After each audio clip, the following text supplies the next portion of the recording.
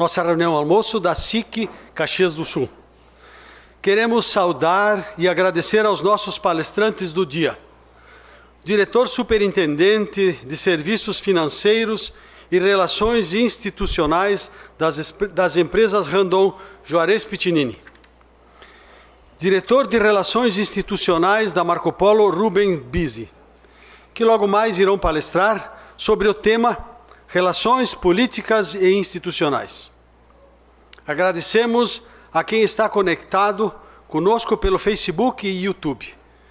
Compartilhe sua participação na reunião almoço, marcando @SIC Caxias Oficial em suas redes sociais.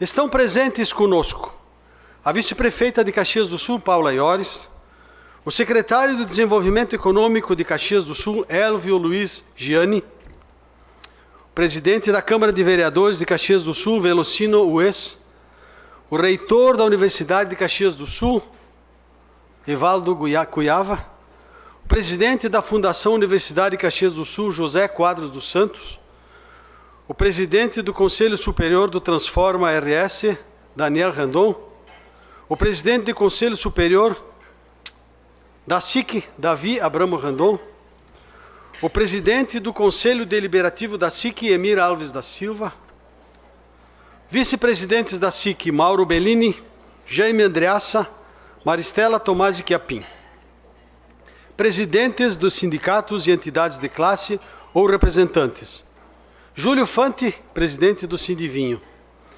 Lisete Zamboni Vieira, representando o Sindilojas, Miriam Boschetti, representando o Simpré, Orlando Marim, representando o Simplas, Paulo César dos Santos, presidente do Sinditransp, Rodrigo Postiglione, presidente do Sinduscom, Serafim Schissini, presidente do Sindimadeiras. Imprensa. Aproveitamos para agradecer aos patrocinadores e apoiadores, aos quais reiteramos o nosso muito obrigado. E são as seguintes marcas: Florence, Grupo RBS e Sicredi. Temos também o patrocínio Supermercados Andreassa, BRDE, Rede Caminho do Saber, Círculo Saúde, Marco Polo, Randon e a Universidade de Caxias do Sul. Temos também o apoio institucional da Emercord e Fortaleza. Passamos agora a palavra ao presidente Ivanir Gasparin para fazer a sua saudação.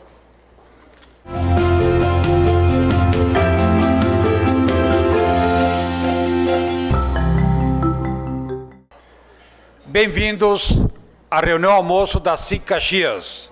Agradecemos a presença de todos que nos acompanham presencialmente e também pelos canais da entidade nas redes sociais. Um agradecimento especial aos nossos diretores, palestrantes Juarez Piccinini e Rubem Bisi, que vão falar sobre relações políticas e institucionais, um tema de máxima relevância na pauta das entidades empresariais.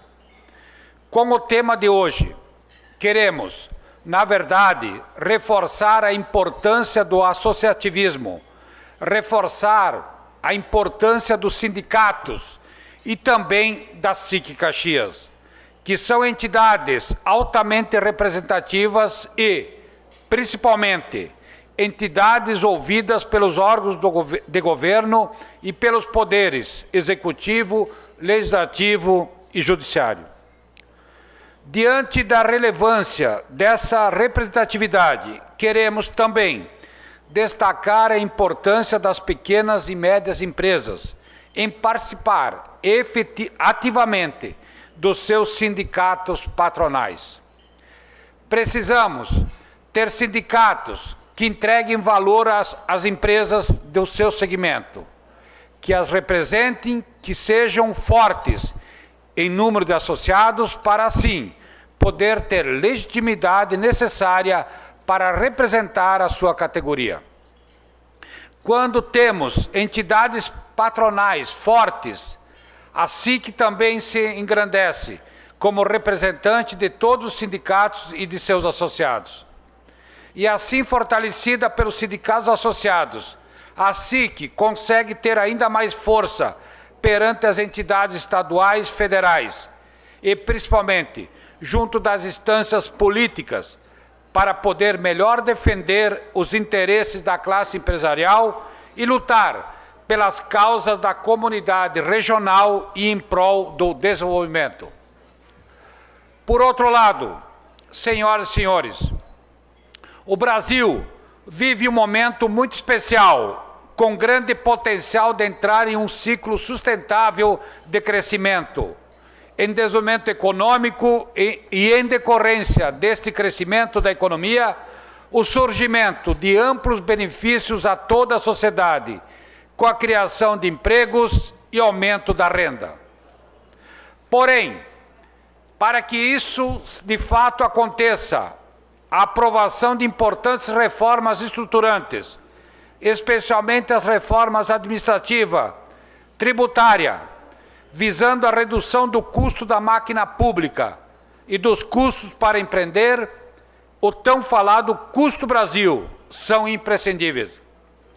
Para tanto, é crucial que o empresariado, por meio de suas respectivas entidades representativas, se manifestem no sentido de pleitear, apoiar e demandar que tanto o Poder Executivo como o Legislativo se comprometam, se pautem e efetivamente aprovem tais reformas com a máxima urgência.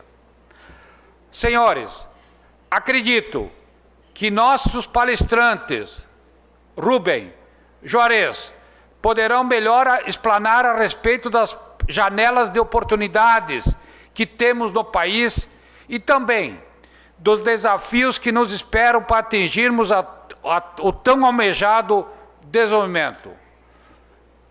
Boa palestra a todos. Relações institucionais das entidades juntamente com a classe política. Muito obrigado e uma boa reunião almoço.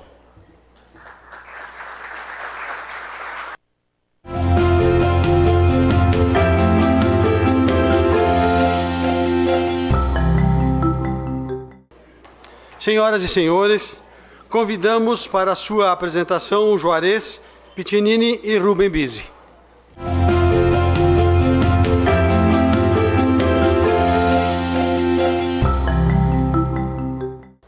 É bom aí ver de novo essa casa, né, presidente, com pessoas importantes aí da vida, Nel, um monte de gente importante aí para nós.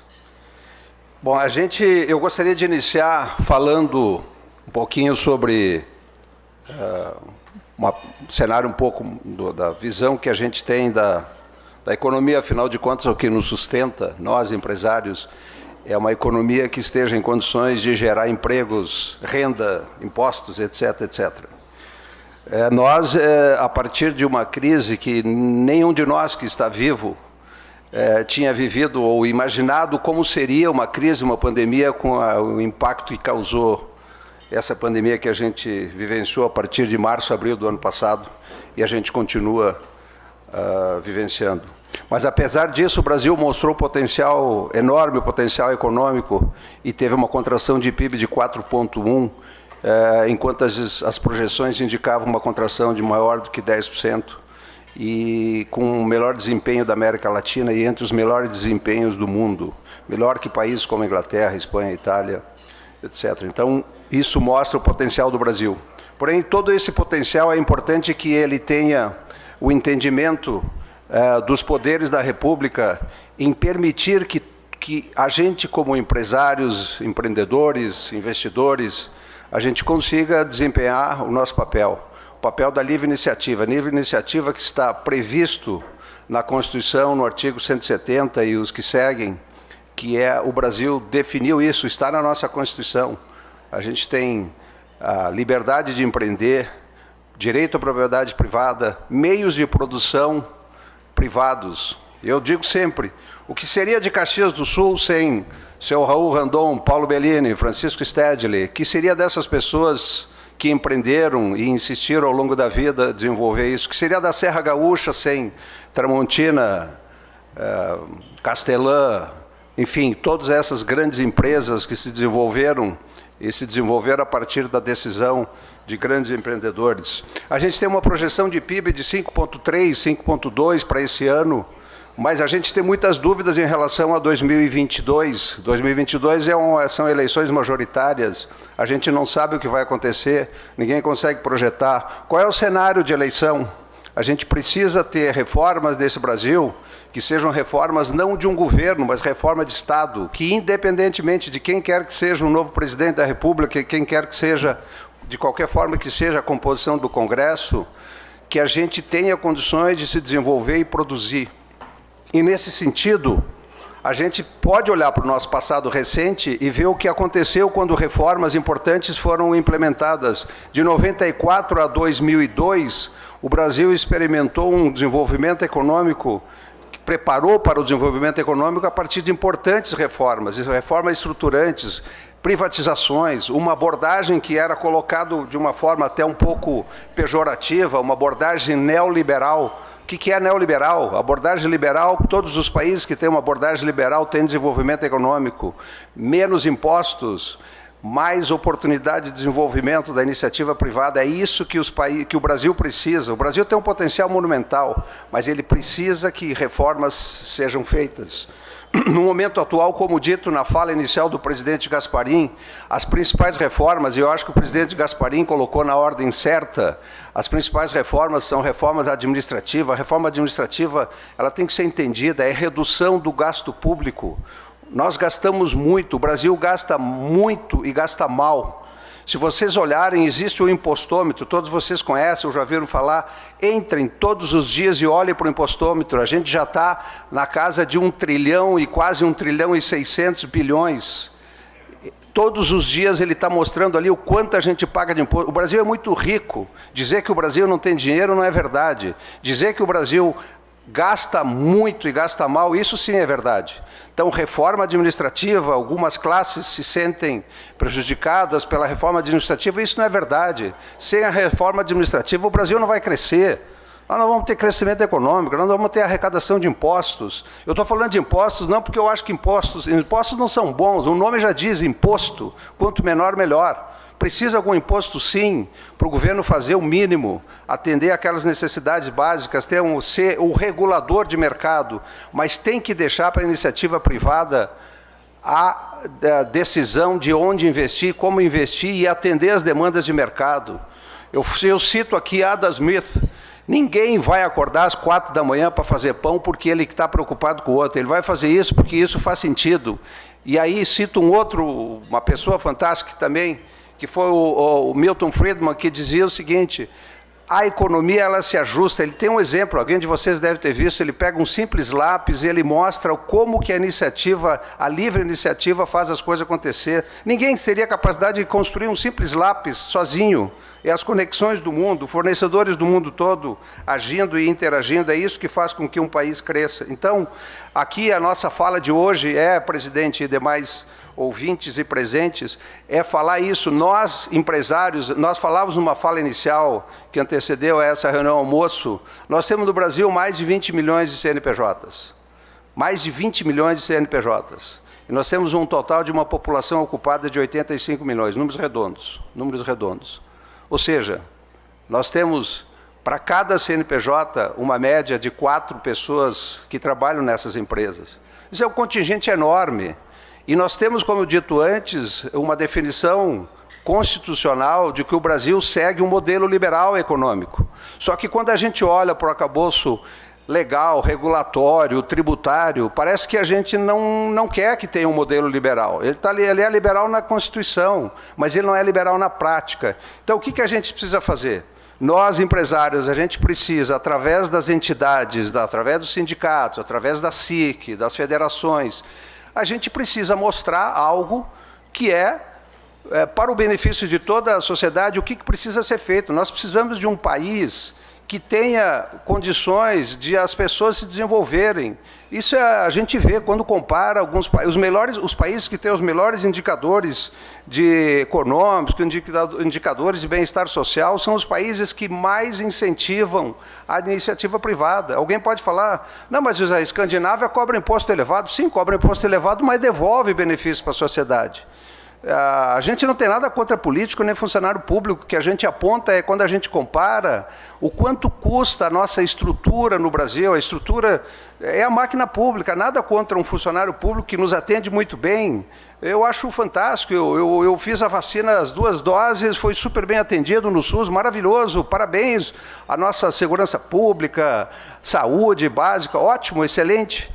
Mas nós não precisamos ter o governo atuando em empresas de exploração de petróleo, etc. Isso é iniciativa privada. O governo tem que se preocupar em regular. Se alguém da iniciativa privada não está prestando um bom serviço e não sendo competitivo, cria uma oportunidade para que tenha concorrência. O governo fez isso habilmente com o setor financeiro, que é um setor que todo mundo gosta de falar mal, através de uma regulação mais simples, que se chama de Sandbox Regulation, que é uma regulação que permite que as pessoas atuem dentro daquela caixinha de areia, criou o mundo das fintechs. As fintechs trouxeram bancarização para o mercado como nunca aconteceu na vida, nunca. E não precisou quebrar nada, ele simplesmente o que fez? Ele não impôs nada, ele só tirou as restrições para alguém iniciar, empreender, inovar. E isso pode acontecer, tem nas fintechs, vai ter nas insurtechs, poderia ter as petrotechs, poderia ter as correiotechs, qualquer tecnologia que seja aplicada resolve os problemas. Não precisa de governo regulando nada, o governo tem que facilitar a atividade dos empreendedores. Então, a minha fala aqui ela tem uma abordagem econômica, mas não tem como dissociar o nosso papel de empresários e das entidades, de a gente levar para os políticos que foram eleitos, alguns deles, o político não é mal intencionado, às vezes ele não tem a informação, ou às vezes ele recebe uma pressão exagerada de quem não tem tanta relevância para o bem-estar, para o desenvolvimento econômico e bem-estar social. Então nós, empresários e representantes de empresários, através das nossas entidades, nós temos a obrigação de levar essas informações para quem faz as leis, e o Brasil optou por uma democracia com os 3 poderes, com equilíbrio nos 3 poderes, ou com o legislativo com poder maior. O legislativo tem poder de fazer o impeachment de presidente, tem poder de fazer impeachment de ministro do Supremo Tribunal Federal, é o Senado que faz isso. Então, quando a gente reclama de alguma coisa, a gente tem que reclamar para quem nós votamos e pedir que eles... E se a gente fizer isso de maneira organizada, a gente tem muita força. Eu citei mais de 20 milhões de CNPJs. Cada CNPJ tem no mínimo 1 ou mais CPFs por trás. Então a gente representa a força da economia. Quem gera riqueza é a iniciativa que desenvolve, a iniciativa privada que paga impostos. Impostos não geram riqueza, impostos são despesas. Então nós temos que, com todo respeito, combater o excesso gasto público e permitir que as iniciativas elas aconteçam. A melhor maneira de a gente acabar com a pobreza é gerar riqueza. Como é que a gente gera riqueza? Permitir que quem quer empreender, que quem quer virar empresário, o presidente Gasparim, tenha condições de fazer isso, sem uma oneração exagerada, com impostos e etc., que acabam com... E aí, de novo, voltando para a regulação do sistema financeiro brasileiro, que começou principalmente a partir de final de 2016, com a mudança de governo e uma abordagem muito mais liberal na economia, no Banco Central, teve um incentivo para desenvolvimento de fintechs que trouxeram toda essa bancarização para quem não tinha acesso a banco. Hoje, através de uma fintech, a pessoa pode abrir uma conta de uma maneira muito simples e muito fácil, ter acesso a crédito, o cadastro positivo, o Open Banking que vem aí, a gente abrir as informações para quem quer que a gente queira abrir e conseguir condições de financiamento, ou seja, essa abertura de mercado, a concorrência, livre iniciativa, livre concorrência, preços justos, esse é o jeito de a gente tocar e conduzir a economia. Como é que a gente faz isso? Nós sabemos disso. Só que a gente, às vezes, se preocupa demais com as nossas empresas e esquece que a gente está inserido no Brasil, num país. Nós precisamos levar essa mensagem em todos os níveis. A gente tem aqui a nossa vice, Paulo Iori, tem aqui o presidente da Câmara, todos os níveis, municipal, estadual e federal, não é só no federal. Esse discurso serve para qualquer nível, para qualquer estágio. Então, o que eu queria só como introdução aqui para o nosso bate-papo, depois passar a palavra para o nosso colega Bise, é trazer essa reflexão, trazer essa abordagem e sempre fazer essa comparação e olhar os exemplos do mundo. Qual é o modelo de sucesso no mundo? Onde se cria riqueza? Onde se cria justiça social? E também um pouco desmistificar, dizer que o empresário cria... O empresário é a solução. Eu falei o que seria de Caxias do Sul, o que seria da Serra Gaúcha, sem os empreendedores. A gente não estaria aqui hoje, assim que não existiria. Eu não estaria aqui. Eu não teria o nível de vida que eu tenho se não fosse os empresários que empreenderam, assumiram o risco. O empresário trabalha 7 dias por semana, se preocupa às 3h30 da manhã, quando acorda não consegue dormir, ele resolve um problema que está incomodando ele. E o empresário, hoje em dia, a gente tem, né, Daniel, lá nas empresas Randon, o ESG, a preocupação com o econômico, com o social e ambiental. Posso garantir para vocês que às vezes não, sempre, o social e o ambiental, ele vem à frente do econômico. A gente não mede esforços para garantir que o econômico e o social seja atendido. Primeiro porque sem esse, o senhor Raul dizia, a fábrica com um monte de máquinas, sem funcionários, não é nada, não tem vida. Quem faz as coisas acontecer são as pessoas. Então, a preocupação com as pessoas, se tem alguém que tem preocupação com pessoas, é o empresário, porque sem as pessoas ele não faz nada, ninguém faz nada sozinho. Então, era isso que eu queria nesses minutos, eu não sei quanto tempo eu tenho ainda, mas eu acho que pode deixar mais tempo para perguntas e para alguém de vocês fazer colocações. Agora, a mensagem aqui temos um país maravilhoso, com potencial monumental, um dos maiores produtores de alimento, grãos, proteína animal, um dos maiores exportadores. Nós temos um país fantástico. A gente precisa permitir que todo esse potencial seja desenvolvido e que se transforme em riqueza para todo mundo. Tem bastante tempo ainda, que bom. Vamos deixar para as perguntas de qualquer maneira, que eu acho que vai ser muito bom ter essa interação, tanto com o público que está aqui, como quem está nos assistindo. Mas a mensagem aqui é essa, a gente não pode aceitar que as coisas andem do jeito que estão, a gente precisa mudar. E se nós não mudarmos, nós não vamos ter um problema muito sério, mas a gente vai deixar de crescer o potencial que a gente poderia crescer. Só para trazer um número, tá? O que eu falei hoje de manhã, eu falei antes, toda manhã, olha o impostômetro. Se vocês acham que falta ânimo para brigar pelas coisas, olha lá o quanto a gente paga de imposto. Todos os dias ele é corrigido. O ano passado o Brasil pagou de imposto 2 trilhões e 700 bilhões de reais para um PIB de 7,2 trilhões. Esse ano a gente vai pagar um pouco mais, com um PIB um pouco maior. Não é justo que a gente diga que não tem dinheiro, que não pode isso, que não tem hospital, que não tem estrada. Isso não é aceitável, a gente não pode aceitar. E onde é que a gente vai reclamar? Vai reclamar em quem tem condições de mudar isso. A gente elege os nossos representantes, a gente respeita eles, mas eles têm que nos ouvir o que é necessário para que a gente consiga fazer com que esse país, de novo, tenha condições de desenvolver o potencial máximo. Nós temos condições de ser a 3ª ou 4ª economia do mundo em questão de poucos anos, desde que a gente faça reforma. E não importa quem vai ser o próximo presidente, a gente precisa dizer como as coisas têm que acontecer. E se a gente não fizer isso, elas vão acontecer do jeito que sempre tem acontecido, cada vez pior. Impostos crescentes, gastos maiores, infraestrutura destruída. A gente precisa de iniciativa privada, a gente precisa de privatizações. O Estado tem um papel importantíssimo, mas o Estado ele tem que ser forte e do tamanho necessário para atender às demandas e desempenhar o papel que é do Estado, e não da iniciativa privada e não das pessoas.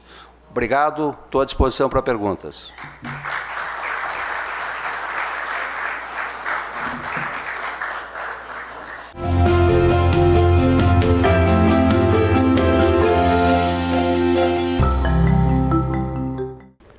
Primeiramente, gostaria de parabenizar o Piccinini pela sua palestra, uma palestra que nós dividimos em 2 partes. Ele falaria dessa parte política e econômica e nós falaríamos um pouquinho mais do que é as relações institucionais e governamentais. Queria agradecer o convite da SIC para fazer esse bate-papo, saudando primeiramente saudando o presidente Ivanir Gasparin, né? E saúdo então todas as autoridades aqui já nominadas. Bom, as grandes empresas elas têm normalmente uma área de relações institucionais e governamentais. Esta área da empresa precisa estar sempre monitorando as leis, os regulamentos, as portarias, os decretos que influenciam direta ou indiretamente as empresas. Ela precisa ter a influência necessária e de relacionamento com o governo. E quando eu falo aqui de governo, eu falo de todas as entidades que fazem leis, seja a Câmara de Vereadores, seja a Assembleia Legislativa, o Congresso Nacional, o Poder Executivo, o Poder Judiciário, que é o que mais está fazendo leis hoje, né? Os ministérios, secretarias e órgãos reguladores. Bom, esta área dentro das empresas tem a missão de acompanhar, então, a formulação dessas leis e tentar influenciar para que não prejudique o seu negócio ou o favoreça. E a liberdade e a velocidade que os que fazem as leis estão fazendo leis é que é a preocupação das empresas, né? Tem várias leis que surgem. Eu dou um exemplo que um assessor do Ministério dos Direitos Humanos, em 2015, eliminou a cadeira de transbordo nos ônibus. E praticamente botou na LBI, que é a Lei Brasileira de Inclusão, a obrigatoriedade de um elevador de cadeira de rodas. Aqui está o presidente do Sindicato dos Transportadores, né? Que tem que botar um elevador para pessoas com deficiência. É nobre a lei, mas esta lei, hoje, ela causa 8% no custo do 8% do custo do ônibus. Ela ocupa 1 metro cúbico de bagageiro, tirando a bagagem dos passageiros. E ela, pelo seu peso, tem 1% do consumo de combustível do ônibus. Sabemos que hoje tem 2,3% da população com este problema. E desde que foi criada, somente 5 passageiros utilizaram este elevador. 5 passageiros. Então, 98% da população está pagando por um equipamento que uma pessoa, através de uma lei, conseguiu colocar no Congresso Nacional. Então, esse é o custo Brasil. É isso que nós temos, as leis que são feitas, ideológicas até, e que causam o problema de custar a passagem para todos os brasileiros que se deslocam de ônibus. Bom, outra importante tarefa dessa área é acompanhar os posicionamentos e relacionamento dos stakeholders. Esse som aqui é eu que estou fazendo, hein? Muito próximo, ok. Ou seja, todos os públicos que se relacionam com as empresas. A imprensa, os usuários, clientes, fornecedores, a opinião pública, até as ONGs hoje nós temos que estar monitorando. E essas é que fazem com que nós tenhamos que estar sempre monitorando as crises econômicas, as crises políticas e administrar adequadamente para termos um posicionamento perante a comunidade.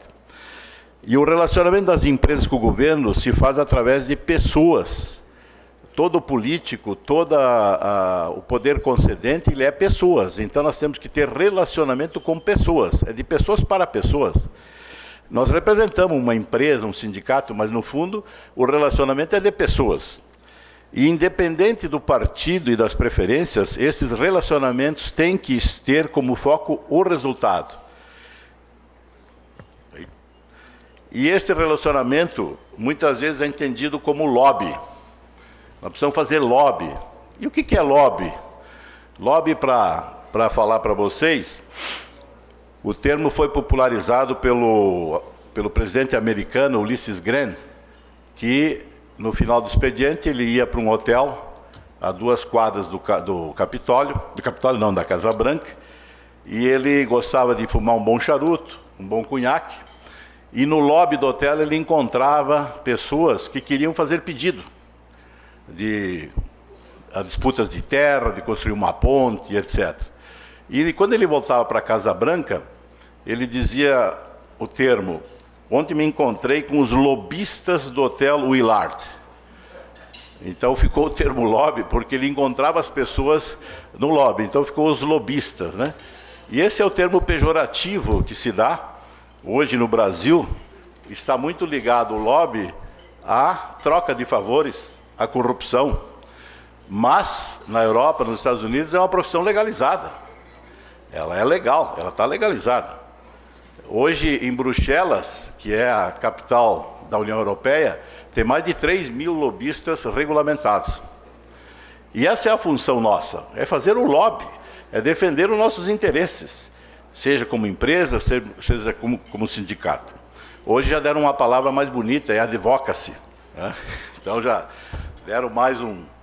Mas o que eu quero ressaltar aqui é a importância das empresas e entidades de classe. Porque os sindicatos são eles que representam a área de seus negócios em si, ou do seu setor da indústria, como área de comércio, indústria e serviços, né? Daí a importância de não ser somente associado, mas também participar de todas as pesquisas, as comissões, os grupos de trabalho, palestras e diretorias. Então, através dos nossos sindicatos, das nossas associações, é que nós conseguimos fazer o lobby, é nos pronunciar, é nos posicionar perante as autoridades. Muitos órgãos de governo não atendem as empresas, eles atendem a associações, né? Então, as empresas médias e pequenas precisam se associar, precisam pertencer ao seu sindicato e precisam pertencer a associações. Entidades fortes e representativas são feitas de sindicatos fortes e representativos. Por sua vez, os sindicatos são feitos de associados participativos e atuantes. Então, participar de sindicato, participar de associação, eu vou me associar. Não, tem que participar, tem que se posicionar, tem que se pleitear, porque depois não adianta reclamar. São os sindicatos, as entidades que conseguem ser ouvidas dentro do governo. Por tudo isso, ressalto aqui a importância do associativismo, das entidades, dos sindicatos, que se tornam importantes à medida que tem um número representativo de associados. Então, os sindicatos são fortes pela quantidade de associados que tem, o que representa aquela comunidade. Mas para termos entidades fortes, precisamos também que essas entidades gerem valor para o associado, que o capacite, que o torne mais competitivo, mais produtivo, que defenda, enfim, que o represente. Eu posso falar isso, e agora me permita dar algumas informações. Faz 2 anos que eu sou presidente da Associação Nacional dos Fabricantes de Ônibus. E como tal, nós temos que representar os fabricantes junto aos órgãos de governo, entidades, e apoiamos também as associações dos nossos clientes. Nós temos que estar no foco do nosso cliente também. Então nós temos que apoiar as iniciativas e demandas do nosso cliente, que fazem o nosso mercado. Atualmente nós estamos atuando junto com outras associações de classe, como a Abraciclo, a Anfávia, a Sindipeças, Anfir, Fenabrave, CNT, Ministério da Economia, Minfra, a BDI, BNDES, são tantas siglas que eu não vou tentar traduzir todas, mas eu quero dizer de que muitas leis são feitas no Congresso, mas muitos projetos são feitos pelas essas entidades. Nós estamos escrevendo leis, nós estamos escrevendo proposições. Por isso a importância do sindicato. Aqui eu vejo vários presidentes do sindicato, Sindivinho, Sinduscom. Nós temos que influir na confecção das leis, nós temos que se pronunciar antes que elas aconteçam. Então, esta é a importância do associativismo. Nós estamos fazendo um programa de sucateamento de caminhões com mais de 30 anos, ônibus e implementos com mais de 20, o projeto Renovar. Também estamos atuando na redução do custo Brasil. Nós temos uma mandala que foi construída pelo Ministério da Economia, são 12 setores que influenciam no nosso custo de fazermos produtos e negócios. O custo Brasil hoje consome 22% do PIB. Ele tem um custo de 1,4 a 1,6 trilhões em relação à OCDE, que são os 37 países mais ricos do mundo.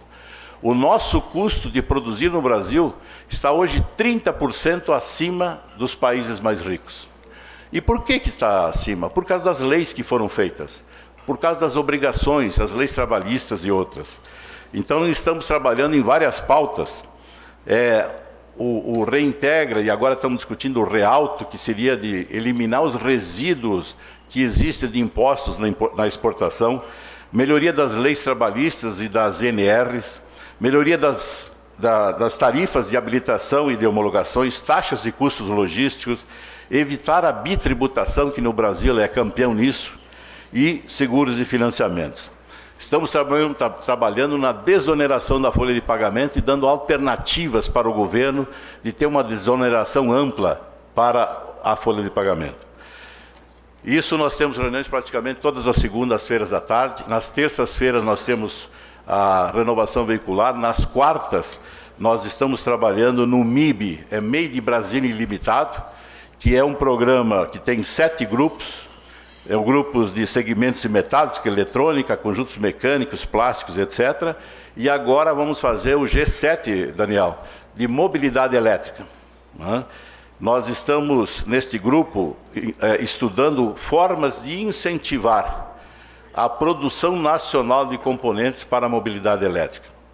Aqui acho que Caxias poderá ter oportunidades, porque temos 3 produtos importantes na nossa região, que é a carreta com tração elétrica da Randon, o ônibus elétrico da Marco Polo, o caminhão elétrico da FNM Agrale, e sabemos que tem um grupo do MOB Caxias já se mobilizando e formando esse grupo de estudos para aqui fazer a produção destes produtos e também seus componentes. Se pudermos complementar com o desenvolvimento de uma bateria utilizando o grafeno, o nosso reitor, o S-Grafene, né? E fazermos uma bateria elétrica, imagina o potencial que nós podemos trazer para a nossa região de ter um hub de mobilidade elétrica, com os produtos finais e seus componentes. Então precisamos investir em pesquisa e desenvolvimento para isso. E isso se faz agora, é lá no governo federal, é no governo estadual, é no governo municipal, pedindo ajuda de retirar impostos, de dar incentivos, de formar mão de obra especializada. Então nós precisamos trabalhar em conjunto, e as entidades precisam trabalhar em conjunto, para que isso seja uma realidade. E nas sextas-feiras, nós, com o Ministério da Economia, a gente trabalha como incentivar a exportação. Então, tudo isso nós estamos trabalhando, pedindo ao governo, o Ministério da Economia, o Ministério da Infraestrutura, das Minas e Energia, para fazer leis e levar ao Congresso para que essas leis sejam implementadas com um objetivo maior. É o maior da livre iniciativa, da democracia, de termos fábricas aqui que possam produzir com qualidade e com baixo custo. No conjunto também da minha área, a NTP, a NTU e a NP Trilhos, estamos trabalhando com a Frente Nacional dos Prefeitos e também dos secretários de trânsito para fazer um novo marco legal do transporte público.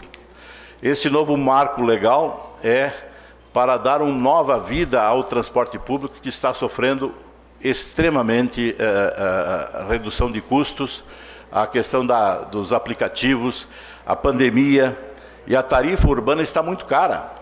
Ela está cara para um trabalhador comum.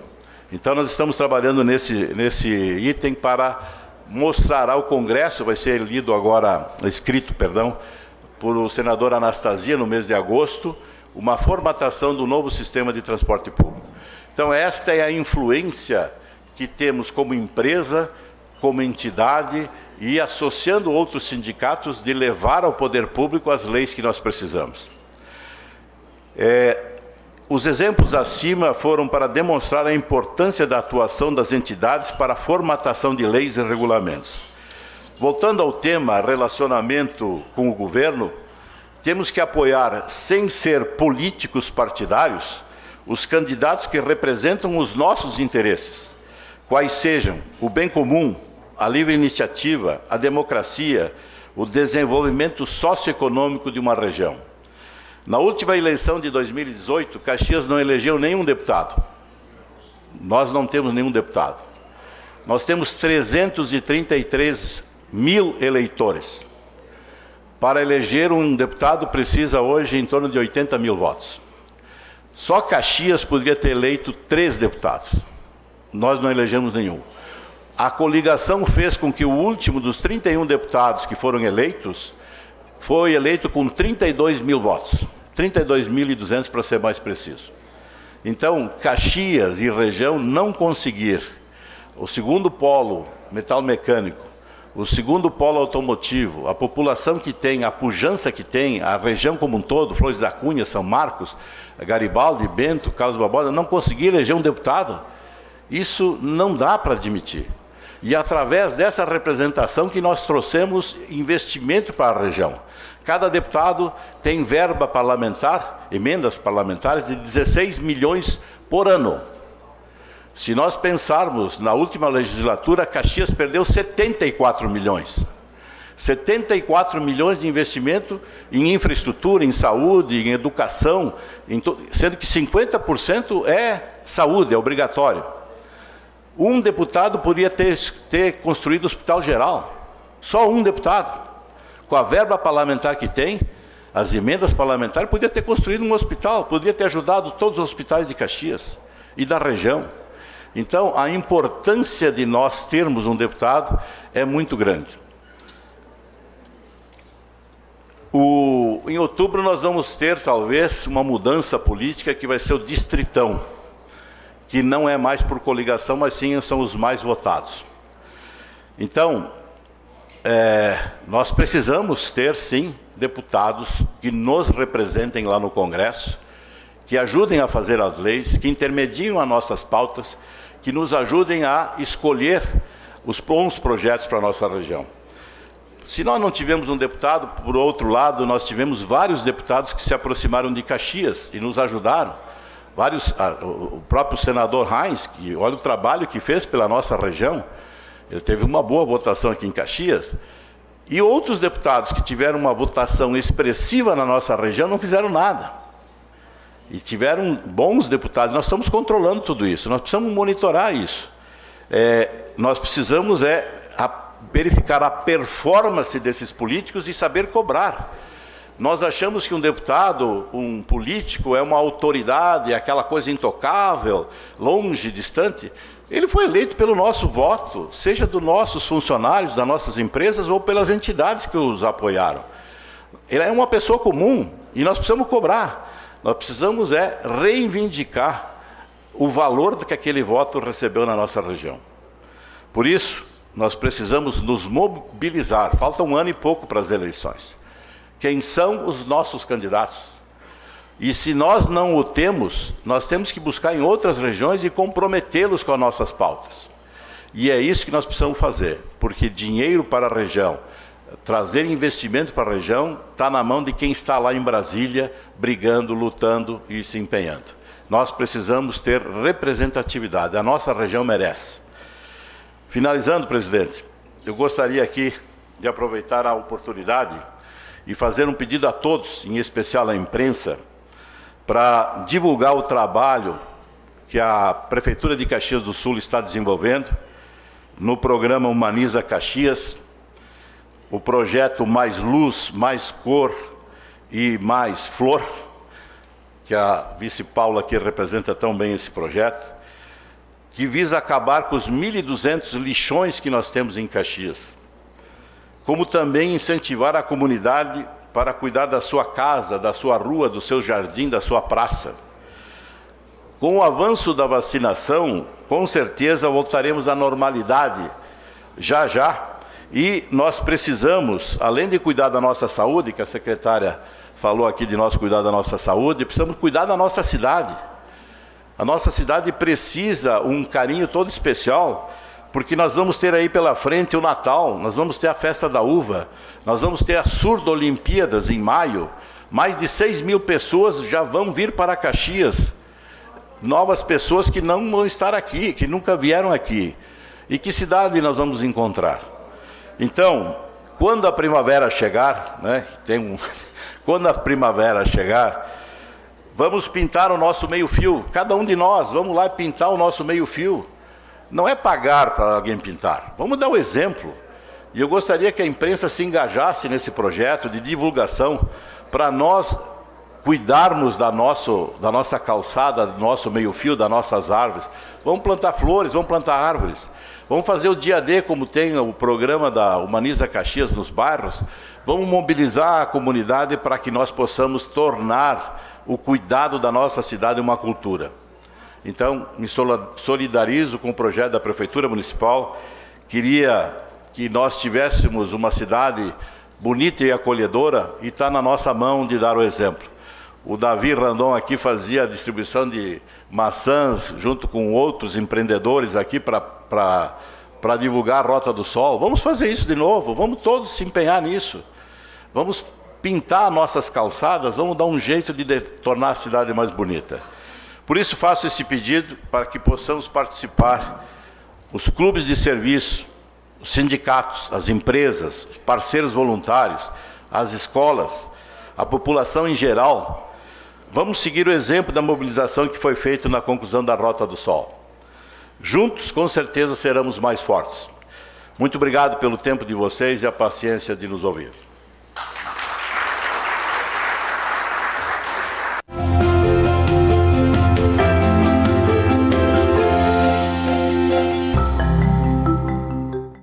Obrigado, Bise, obrigado, Juarez.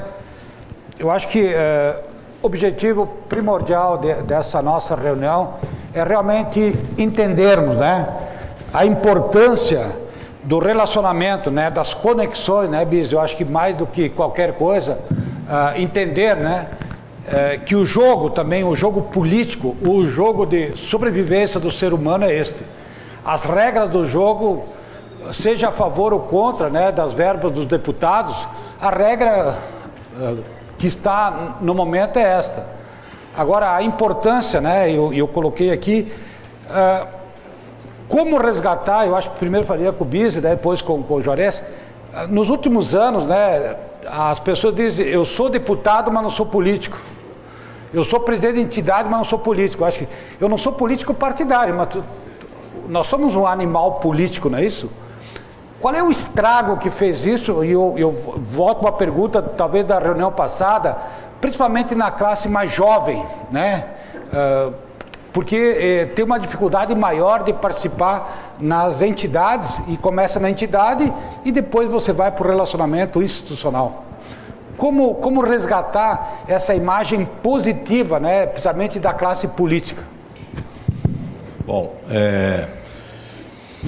essa questão de ser político, nós temos que separar o que é partido, né? Político partidário, do que é o nosso representante que foi votado e está lá para cumprir uma missão, né?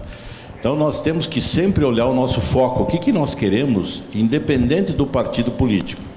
Então é essa nossa atuação como sindicatos e como entidade representativa. Se elegeu lá um cara, seja que partido for, ele tem a caneta na mão. E nós temos que entender isso. Agora, eu não vou lá porque ele é do partido A ou B ou C. Não é assim. Ele tirou foto do lado do cara lá que fez isso, que é de outro partido. Nós temos que nos despedir dessa questão político-partidária e entender que existem representantes que estão lá para fazer leis e que vão nos prejudicar ou vão nos ajudar. Então, a hora que nós entendermos isso, nós temos que, sim, qualquer presidente que vier aqui, ele é o presidente do Brasil. Qualquer senador, ele é o senador do Brasil. Um deputado federal é um deputado que está lá na Câmara do Vereador, na Câmara de Deputados ou no Senado, que ajuda a fazer leis. E é assim que nós temos que entender. E os jovens hoje, eles estão votando naqueles discursos de jovens. Então, nem sempre é o da nossa região. Então, fugiu muitos votos de jovens para outros deputados de outras regiões, porque tem um discurso mais apropriado para o jovem. Mas temos que pensar de que aquele deputado, ele vai levar recursos e pleitos para a região deles. E como é que nós mostramos isso para os jovens? Os jovens, nós não temos políticos bons em Caxias. Como não temos políticos bons? O político é político, ele vai se eleger e cumprir uma missão.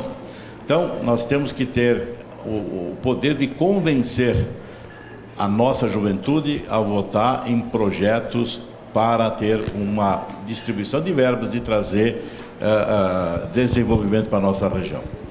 Não sei se eu respondi a tua pergunta. Eu acrescentaria que em todas as categorias tem o bom político, o mau político, o bom policial, o bom empresário, o mau empresário. Então parece que fica fácil, porque a maioria das pessoas associa que o político é corrupto, etc. e tal. Fica fácil alguém falar, não, eu não sou um político, eu sou um administrador, eu sou não sei o quê. Mas, na verdade, ele é um político, porque esse é o cargo que ele disputou, foi eleito. Ele é um político, na verdade, ele é, com todo respeito, ele é um servidor público, né? E a gente, no Brasil, às vezes, né, tem a impressão de que o servidor público, todos eles são autoridade, e nós somos os servos do servidor. Nós temos aproximadamente, se somar federal, estadual e municipal, mais de 12 milhões de funcionários públicos. E temos aí 215 milhões de brasileiros.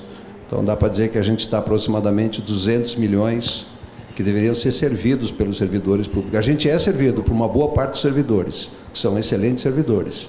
Mas a impressão que se tem, e pelo tanto que a máquina pública custa, e a máquina pública custa quase 50% do PIB, e PIB não é caixa, o que gera caixa é arrecadação, tá? E a arrecadação não chega aos 8 trilhões que é o PIB. E a gente tem aí, então, quase 30%, 40% do PIB de gasto público, ou seja, tudo que a gente paga de imposto não é suficiente porque tem déficit, e se tem déficit é que nem a gente, se gasta mais do que ganha, tem que entrar no cheque especial. É isso que o Brasil está vivendo, tá?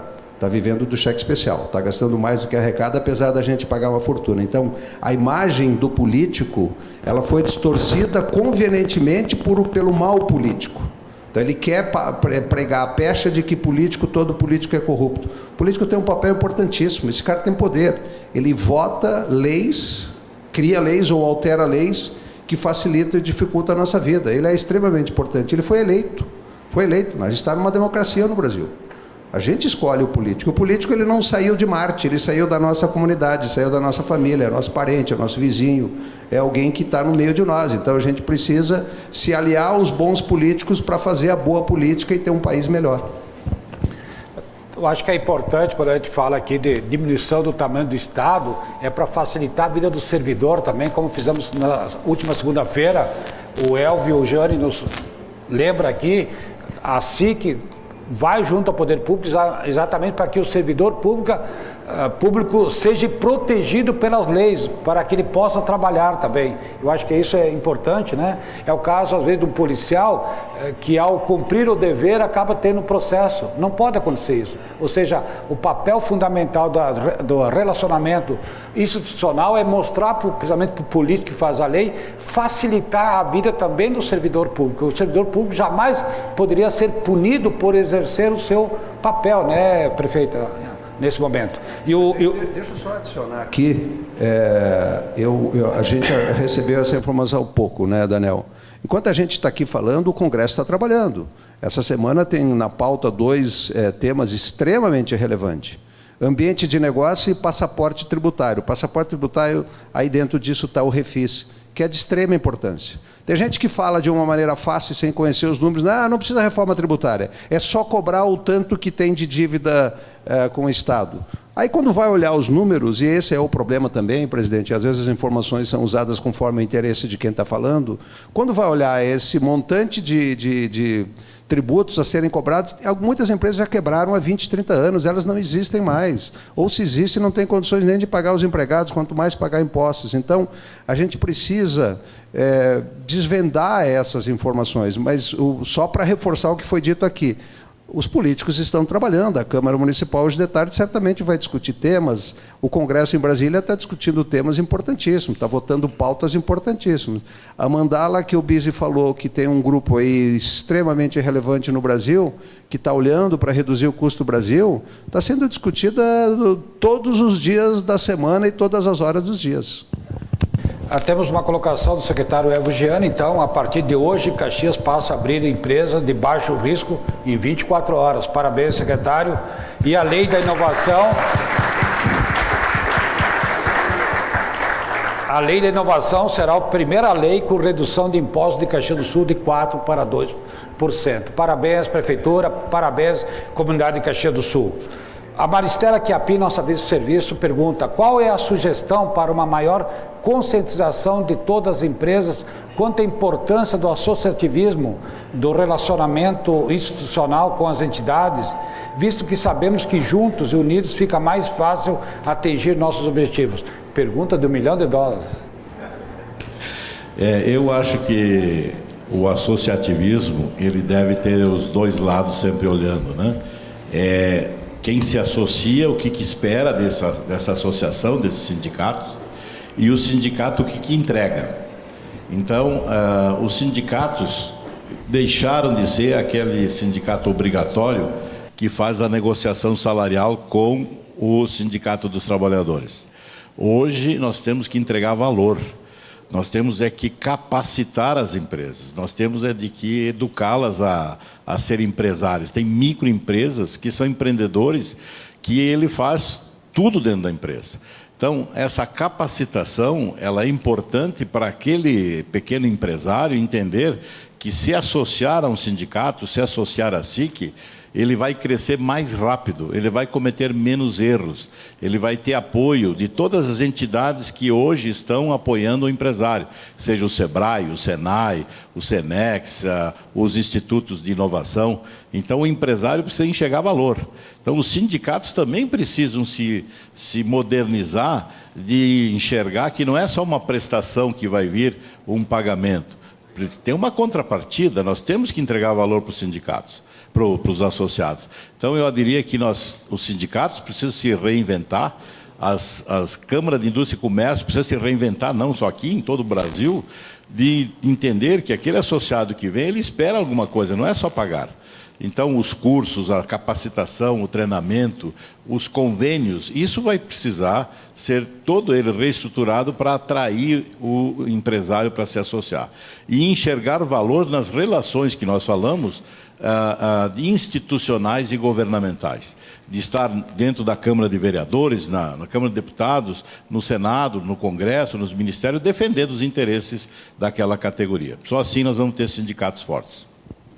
Eu complementaria só que nós, os diretores da SIC, são quase 100, né, presidente?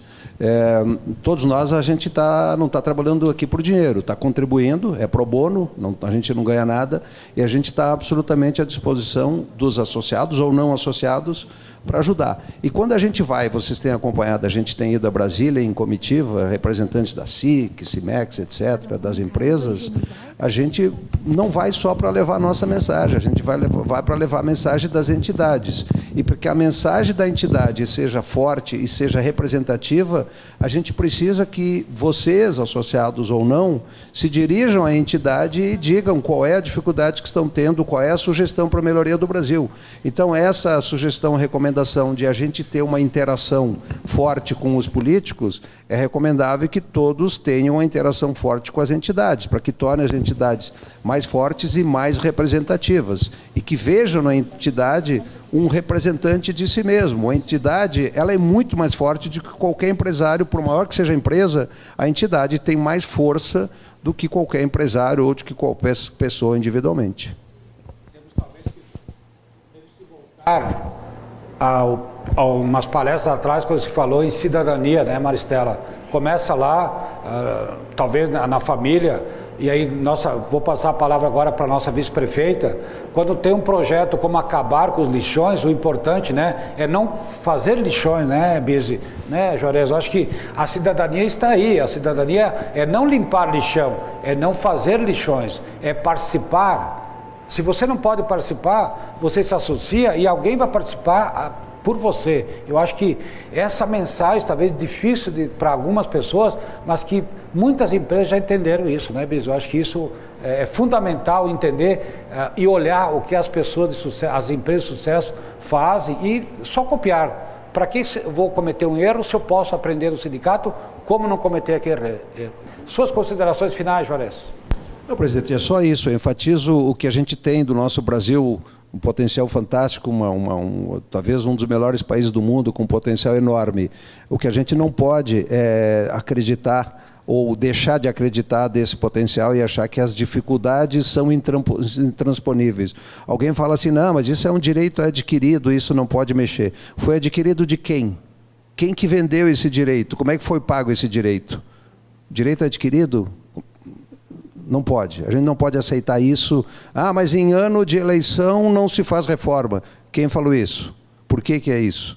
A gente tem que parar de arrumar desculpas para não fazer as coisas. A gente precisa fazer. E cada um de nós tem a sua parte para fazer. É o que o Bizzi falou. Quantas cartas foram enviadas para um pleito? Quantas cartas foram enviadas para a SIC? Quantas vezes alguém se direcionou a uma entidade para ter força e fazer os pleitos? Então é isso. Eu enfatizo o enorme potencial do nosso Brasil, um país fantástico, uma população excepcional, vibrante. O Brasil tem a obrigação de ocupar a terceira, a quarta, no pior cenário, a quinta posição mundial, em termos de tamanho de PIB, renda per capita. E só não é primeiro porque a gente não acredita, porque deveria ser primeiro e segundo também por todas as condições que reúnem. Então, presidente, meu comentário é esse. Eu me coloco sempre à disposição naquilo que a gente puder ajudar, é sempre com a melhor das intenções e espero ter contribuído com alguma coisa. Muito obrigado. Bizzi. Tá bom. Alô? Queria reforçar a questão do associativismo. Não basta pertencer a uma entidade. Tem que participar nas pesquisas, nas palestras, nas reuniões, participar ativamente. Nós estamos aqui pro bono, né? Mas as empresas têm que reclamar o que precisa ser feito para ser melhor. E tem que participar também na ajuda de fazer essas coisas acontecerem. Então, eu sempre digo, um sindicato forte são feitos com empresas fortes. E empresas fortes são feitas de empresários que participam e fazem do associativismo a forma de serem representados. Então, vamos olhar para cada sindicato em que nós pertencemos, a nossa associação, a SIC, a todas as entidades, e bater tambor. Essa palavra eu aprendi com o presidente aqui. Vamos bater tambor ou vamos melhor, bater bumbo? Vamos todos juntos. Obrigado.